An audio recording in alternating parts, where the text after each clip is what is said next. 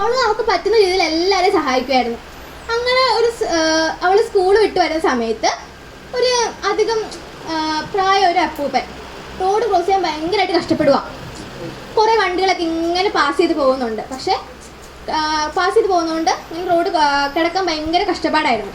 അപ്പോൾ അമ്മു അത് കാണുകയും ചെയ്തു. അമ്മുവിനിങ്ങനെ എല്ലാവരെയും സഹായിക്കാൻ ഭയങ്കര ഇഷ്ടമാണല്ലോ. അപ്പോൾ അവൾ ആ അപ്പൂപ്പനെ സഹായിച്ചു, ആ റോഡ് ക്രോസ് ചെയ്യാനായിട്ട് സഹായിച്ചു. അങ്ങനെ കുറേ ദിവസങ്ങൾ കഴിഞ്ഞു. അവളിങ്ങനെ അവൾക്ക് പറ്റുന്ന രീതിയിൽ എല്ലാവരെയും സഹായിക്കാൻ തുടങ്ങി. അങ്ങനെ അവൾ ലാസ്റ്റ് എക്സാം കഴിഞ്ഞിട്ട് സ്കൂളിൽ നിന്ന് തിരിച്ചു വരുക ഉച്ചയ്ക്ക്.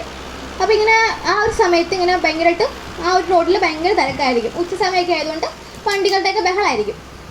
അപ്പോൾ അവൾ റോഡ് ക്രോസ് ചെയ്യുന്നതിൻ്റെ ഇടയ്ക്ക് അവൾക്കൊരു അപകടം പറ്റി.